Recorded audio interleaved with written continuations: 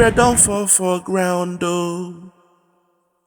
It don't fall for gutter, oh. Nigeria don't fall for ground, oh. It don't fall for gutter, oh. Macham, macham, oh, macham, macham. Macham, macham, oh, macham. Nigeria don't fall for ground, oh. It don't fall for ground, oh. Nigeria don't fall for ground, oh. It don't fall for gutter, oh. Macham, macham, oh, macham, macham. Macham, macham, oh, macham, macham. Macham, macham, oh, macham. Nigeria don't fall for ground, oh. It don't fall for gutter, oh. It don't fall for ground, oh. It don't fall for gutter, oh, macham, macham. Macham, macham, oh, macham, macham. Macham, macham, oh, macham, macham.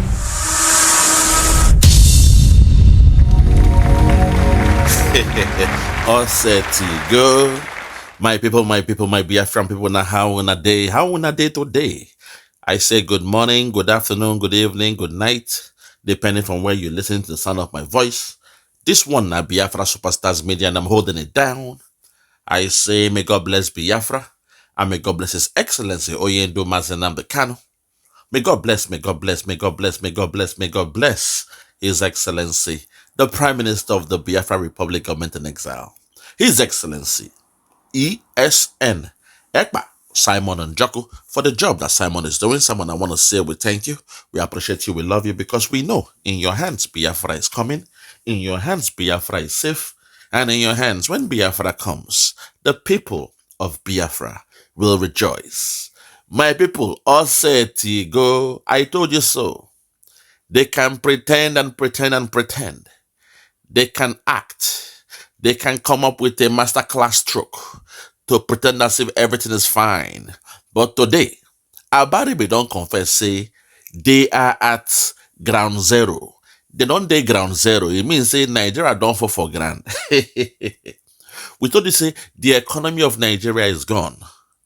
Today, Abaribe don't dey confess. Make una hear this one, or hear this one, hear this one. He is now blaming all the politicians. Say, now when I cause this thing, now when I make Nigeria fall for ground, Abaribe, I want to use now the policy of our Prime Minister, where he promised the whole world, he vowed, and he imposed on that zoo called Nigeria an economic sanction.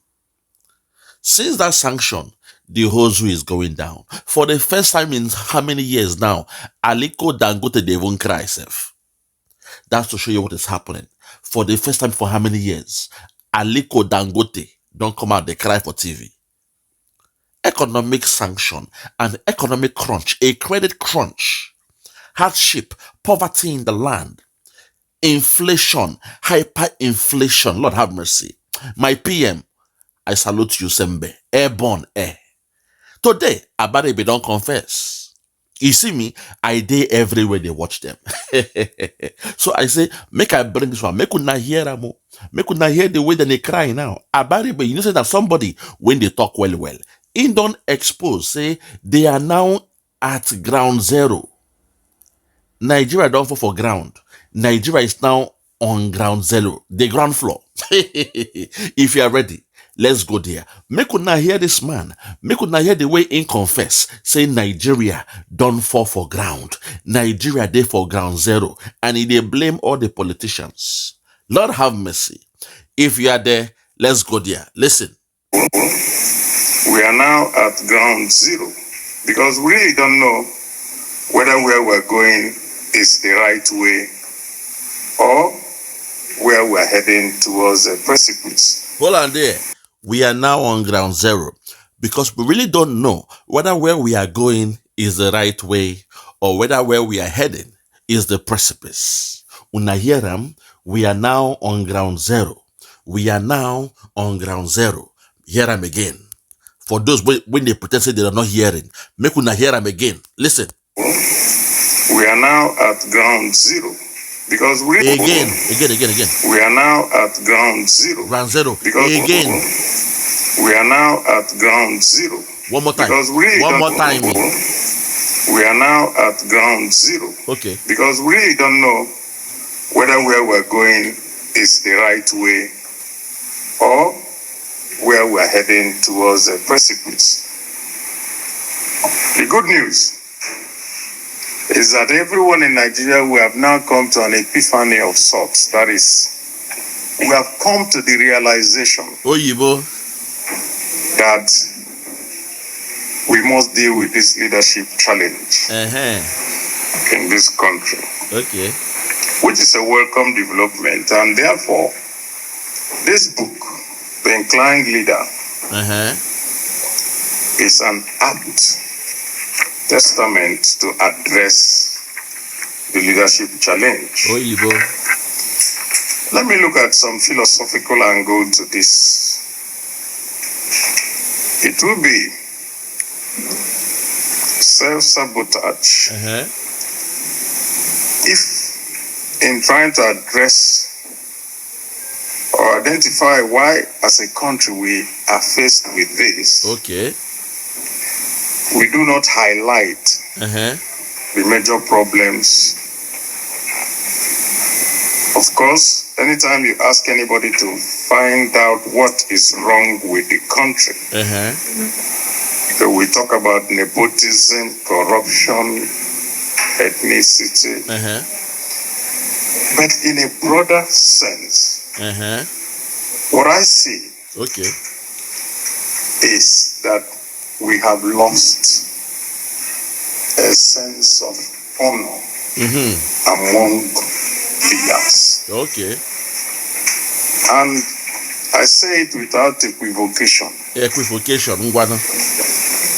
Anyone who becomes the governor of a state, and after 8 years, if there is any query and you're called to account for why and how you ran the state, the first thing you do is to go to court and say, let them not look at me. Why? What it means is that you don't have any honor in you, because an honorable person is always ready to answer questions about the things that he is entrusted with. Hold it there. Now, Abaribe, you're making a mistake here, because the only people when we get that power to say, I will not answer to your zoo, EFCC, or the rest of them, the only people when we do them, now the members of the Fulani cabal and the oligarchs, plus their cronies. Because for the first time, we have seen that man they call Yahya Bello from Kogi State. Even when you look at the hierarchy, of the cabal, Kogi State now says small boy when it comes to the hierarchy. Because Kogi was once a Yoruba state. So for the fact, say, Yahya Bello get the power to stop EFCC from entering or arresting him, from entering his house or arresting him. That tells me, say, even the lowest rank of the cabal, even the lowest ranking officers, even the errand boys of the cabal, they are above the law.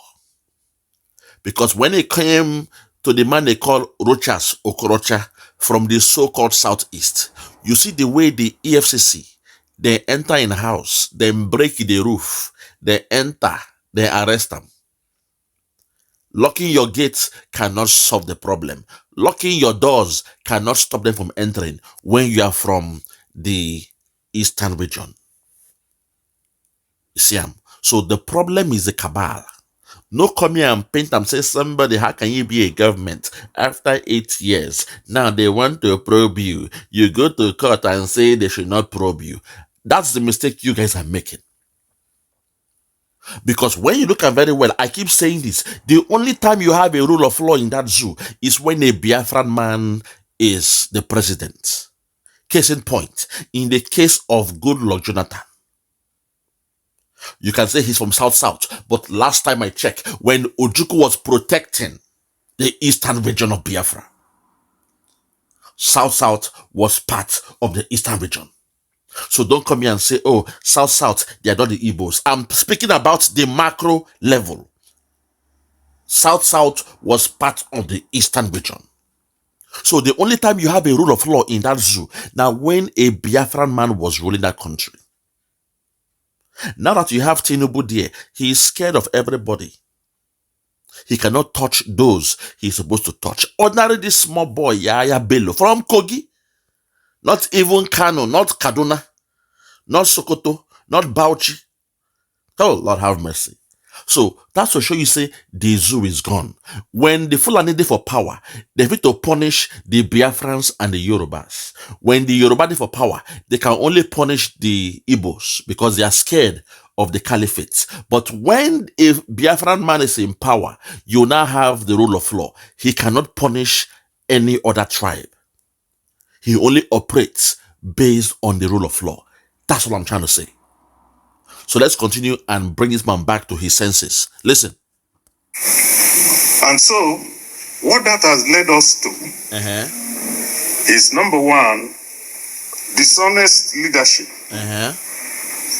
Sadly, we are now in a situation where nobody believes what a leader says. Which is only very few leaders can say something and people will say, yes, we trust what he says. A majority of the people who are our leaders, they will say, good morning. They go outside to check whether it is actually Abaribe. And what it has also led us to is that we now have uninspiring leaders. And so our leadership in both the political and non-political spheres do not have those qualities that made our former leaders like Azikiwe, Awolowo, Aminu Kano, and all that inspired people to do things. I thank one person when somebody said here today, oh, that this is one of the PhDs that was made by one person, more than the at the moment. And because we have uninspiring people, we also now have people who have no ability to balance the short and long-term goals. So people just want to be in office for office. So when somebody now comes to you and say, I want to be leader, I want to rule this country because it is my turn, that can never be seen as a reason for leadership. Hold on here. In your zoo, it is a reason for leadership. Because for your zoo called Nigeria that you want to believe, you want to belong to, Nigeria now turn by turn Nigeria Limited. Because the only thing they are sharing in that Nigeria, now the national cake. And when you speak about the national cake, we are talking about the oil when they come from the land of Biafra. That's my anger. The gold from Zamfara, nobody discuss it. If to say that the gold, then they use run the economy for that zoo called Nigeria. By now, the Fulani, they will not go. You see, so the only problem you are having is that you Biafrans who are still doing politics, saying you are governors, you are senators, you have not asked yourself a question. It is now 2024.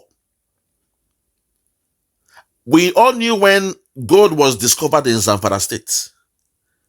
The moment that state was created, Zamfara, gold was discovered. Since that time till now, how come no revenue from the gold proceeds, from the sale of gold, from the exportation of gold, from the exploitation or exploration of gold has been added into the budget to run that zoo called Nigeria? How come your federal government of that zoo has not made any kind of, say, budget based or an allocation of the budget based on the proceeds from gold? How come in the year 2024 they are still running your country with a budget from the proceeds of oil? Oil coming from the land of the Biafrans. That's why they call Nigeria a project. They don't call Nigeria a country. They don't call Nigeria a nation. Nigeria is a project. A project always have a beginning and an end. A project always have a life cycle. And towards the end of the project, you must now do a review. Say, okay, how did this thing go? And for Nigeria, now they know say that oil from Biafra land, it they sweet them well. Now easy money. So they are not investing in any economy. They are not growing their agricultural economy because they are not there, with all due respect, they are not there to grow the economy. What they're after is to share the money. So when someone says, Egbekini wa emi lo kan, Efumikini yi emi lo kan, Musafu Buhari Emaki mo Emaki mo Ema what farabale farabale Majeki Enyi be the presidency. Someone told Buhari, say, no cry again. Farabale means calm down. Farabale, it means make you calm down for Yoruba. I go make you president. And before you know him, you saw what they did to Jonathan. Somebody did that, but under a promise, say, when you finish now my own turn. Buhari agreed. There was an MOU, an agreement between Buhari and Tinubu. Say, when you finish for 8 years, now my own turn. Because Nigeria now turn by turn, Nigeria limited. So when the thing can reach in own turn to go chop the oil money, Buhari and the Caliphate can say no, they will not give him.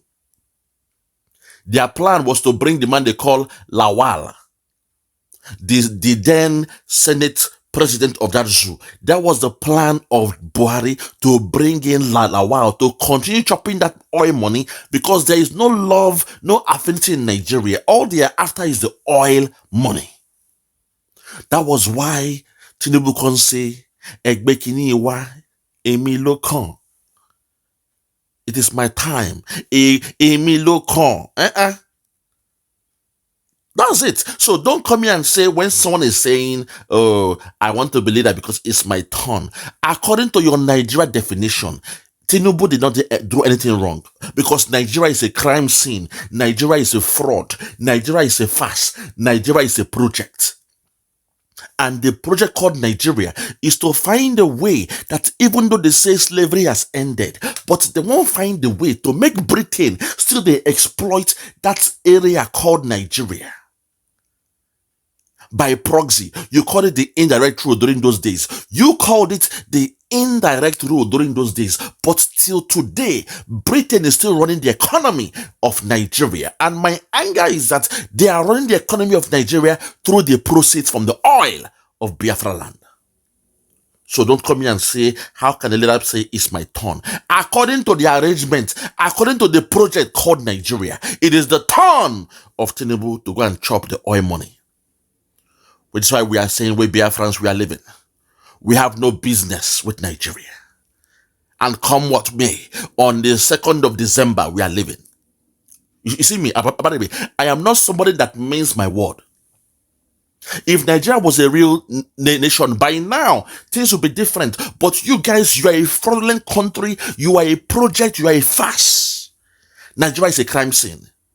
Even those that say they want to go and protest on the 1st of August, they are cowards. I know they cannot do it because of tribalism, nepotism, and retapism. Omo Ibo, Omo Okoro. To the Yorubas, not all of them, the Afonjas, they believe, say, now Lagos be everything. And now they are saying they are bringing out their Oro festival from the 1st to the 10th of August. Tribalism, nepotism, and retapism. See how shameless their so-called traditional kings and rulers are. That the politicians can now maneuver their traditional rulers to bring out the Oro festival. At the time when the youth say they want to go and do a protest. You see, shame me once, Fool me once, shame on you. Fool me twice, shame on me. But the problem is, say, Nigerians no get shame. If they did it during the time of your election in Lagos, they were doing a governorship election. They brought out the Oro Festival. And you're pretending like, oh, no, now, it is their right. On election day, they brought out Oro Festival. Now again, in your protest, they are now planning to bring out from the 1st to the 10th of August, Oro Festival. And you tell me you believe in one Nigeria. Fiakwa. Bastards. Mad monkeys everywhere. Let's continue. That zoo is a project. Nigeria is a project. Nigeria is down. And God willing, from the 2nd of December, we are going home. Cowards, clap. Cowards. And when we go from there, we also find that we see leaders that are unable to communicate, especially with the younger generation. And so what we find is that we try to always blame the younger generation. Oh, they are running away from the country. They don't believe in the country. It is because the examples that they are being given is also not inspiring to them. And so, where does this lead us to? And what is the danger ahead? What is the danger ahead? Where does it lead us to? And what is the danger ahead?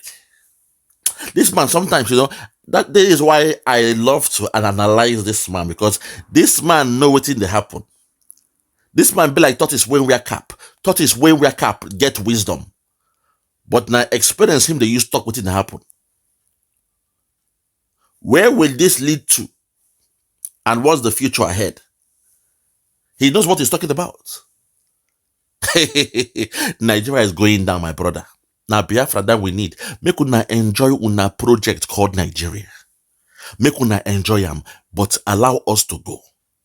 Because it is clear that you don't want a nation. What you want is a project, a turn-by-turn Nigeria Limited. Emi Lokon, Egbe Kini Wa. Farabale, Amawole. That's what they are doing in that Nigeria. You guys, you are not civilized yet. Oyibo when enslave now. They called it colonization. Oyibo when enslave now. Unfortunately, you guys, you have not learned the ways of the white man. You are blaming those when they jackpot. No, they jackpot them. Those when they jackpot, they were the middle class. They have seen their savings going down from 100 million naira to 70 million naira to 60 million naira to 50 million naira. Now they are left with their last 20 million naira. They know say if they remain in Nigeria, that money go finish. They will now turn to Almajiri. They will now turn to the lower class. They will now turn to the beggars of Nigeria. So they did the best thing they could do. It is called the opportunity cost in economics. Opportunity costs. After you have made your scale of preference, Oyibo, let me take you guys back to school. When you have done your scale of preference, you don't put all the itineraries when you need for life. I want to live a good life. I have only 20 million naira. 2 years ago, I had 100 million. The money don't fall to 20 million. I dey pay house rent. I get car to run. I have 4 children. Should I continue staying in Nigeria where the minimum wage is 70,000? 70,000 is less than $60. Should I remain in Nigeria and pray to God? Because those pastors, they have fooled them for a long time. They have fooled the people. They have turned them to sheep, to animals. I have 20 million. Should I remain in Nigeria and beg God to multiply the 20 million? I am once of the middle class. Should I remain in Nigeria and pray to God? Should I remain in Nigeria and eat once a day? Or should I use this money and apply for a visa to America? Should I use this money and apply for a care job in Australia? Should I use this money and apply for a program in Canada? Even though the school fees in Canada is expensive, they will take just 10% from me. When I get to Canada, I can work. I will now check the minimum wage in Canada. The minimum wage in Canada is 1,900 Canadian dollars. When I work the math out, 1,900 Canadian dollars is equals to 2.1 million naira. It means in a month in Canada, I'll be making 2.1 million naira. This is how you do your scale of preference. If you're a real economist that went to school in the Western world, not that nonsense you did in that zoo. What you did in that zoo should be thrown in the garbage. All you did was theory. You don't know how to apply the knowledge. So you are doing in your mind. There was no light. NEPA don't take light. But in your mind, you are pondering. You are thinking out loud. Sometimes you speak to yourself. I have this friend back then in the zoo. This boy for early morning, this boy go there for mirror. They talk to himself. He's looking at the man in the mirror. He speaks to himself. He's making his plan. He's talking out loud. So those, when you see say they jackpot now, they are jackpot because they don't think well. They have worked the whole skill of preference. The things they want and the things they need. The things you want against the things you need. At the end, those things you want, you go drop them at the back of the burner. And the things you need, you put them up there in your scale of preference. Then at the end, you will now do what they call the opportunity cost. What is the cost of going to Canada against the cost of staying in Nigeria? Well, the cost of going to Canada, I say, if I go to Canada, if I go to Australia, if I go to UK, if I go to Germany, if I go to Sweden, if I go to Finland, it means under 6 months, I will go through hardship, but I will get a job. And with that job, my children can go to a school, there will be steady of light, there will be good food to eat, balanced diet. Compared to Nigeria, I have just 20 million naira left in my account. They will now say, okay, according to my scale of preference and opportunity cost, the cost of staying in Nigeria to finish this small money, beg God, go to your pastor and pray for miracle. Go to your pastor and pray for prosperity. The cost of doing that nonsense is the cost of going abroad. So when they are jackpotting, don't call them idiots. They don't take their time, check everything. And in most cases, even a so-called cleaner at the airport in the Western world, the cleaner at the airport, after 5 years, that cleaner will, if he comes back to that zoo, that person will be a multi-millionaire because of the exchange rate. In that one, they call it comparative advantage. Oyibo, man. I need to pat myself at the back.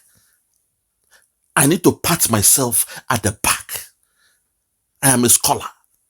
It is called comparative advantage. The cleaner at the airport or the boy when they wash plate for a hotel in America, in Germany, in France, that boy when they wash plates, that cleaner at the airport. I want to talk of the lower jobs because if I begin call high jobs, you guys go really confused. The cleaner at the airport, at the end of the month, he is going home with $1,500. When you check the amount of the money compared to the one you are making in Nigeria, in comparative advantage, your minimum wage earner in Nigeria, in the civil service, according to Tinubu, last week, they said it is now 70,000 naira. Somebody in the civil service, government job, they get 70,000 naira. But a cleaner at the French airport, a cleaner at the JFK airport in America, he is making $1,500. When you check it very, very well, it means at the end of the month, that cleaner is making at least 1.6 million naira compared to you when they make 70,000 naira. So after 10 years of their soldering in America, when they return, the economy of America don't make them far more better than somebody who chose to remain in Nigeria. That's the principle of the comparative advantage analysis. So when you compare their currency, American dollar is always appreciating. The zoo naira is going down, down, down. It's in the toilet. So those when they jackpot, with all due respect, do not laugh at them. Don't insult them. Because they are better off. They are better off. During the days of my father, that time school fees for England was 1 naira 20 kobo. School fees for England during those days, after the Biafran War, school fees in England was 1 naira 20 kobo. School fees in that zoo called Nigeria was 2 naira. So those when go school for England, they were laughing at them, saying they were poor because your school fees was 1 naira 20 kobo. Think about that. Those when go school for England, they were laughing at them, say they are the poor people, the poor class. Nigerians were laughing at people going to school in England because the school fees for England was equivalent to 1 naira 20 kobo. But the school fees in Nigeria during that time now 2 naira. So if you say, oh, I'm going to England to go and school, they will laugh and say, poor people. Poor man syndrome. But today, those when go school for England, when you check how it is there now, their children, their family are all based in England. They have done far better than those who chose to remain in that zoo. I rest my case. Now you understand what I mean by saying those when Jackba, do not insult them, because 10 years from now, they will be the ones to save you idiots that will remain in Nigeria. When the Biafrans have left, 10 years from now, those when the Jackba, then they go begin send Una money to feed Una. In fact, they're already doing it now. They're already doing it. They're already doing it. Man, let's wrap up with this one, I beg. The danger is that a country under this situation is heading for collapse. You cannot sustain any plan. Maybe you're still in the same place. Sustain any plan. Any plan. Because what everybody wants is, let me take it now. And there is nothing like saying, let us wait and develop and grow something. There you go. For the future. Okay. And so because of that, it's a very slippery slope for the country, and we are seeing the evidence day and night. Okay. Is that we have become aware of the need for us to address the challenges of leadership. 2 weeks ago, I was in Enugu. Hold on there, my brother. The main thing he said is, the zoo is now going to a collapse. It is now going to a collapse. The zoo is collapsing. Conclusions. Conclusions, listen. As a country, we have long borne the tag giant of Africa. Boom! As a country, they have long burnt the tag giant of Africa. As a country, they have long burnt the tag of being called the giant of Africa. As a country, as a zoo, as a project, they have long burnt the tag of being called the so-called giant of Africa. Hey, grand opening, grand closing. For those who have ears, let them hear. For those who have ears, let them hear. Abaribe has just concluded that the zoo is now officially on a ground zero. I rest my case. From me, from here, for now, I want to say good morning, good afternoon, good evening, and good night. I remain yours truly, Biafra, Superstars Media. God bless you. Bye-bye. Yeah, check me out. Superstars Media. Lord Lugard, Bloomington, Lord Lugard, and it's Wild Flora Show. 1914 amalgamation is what we dying for. 3 nations to 1 nation, ever since annihilation. Nepotism is nonsense. You and you, clap your hands. Biafra gonna come, clap your hands. Biafra, Odudua, we're free now. Freedom is gonna come, we're free now. Yeah.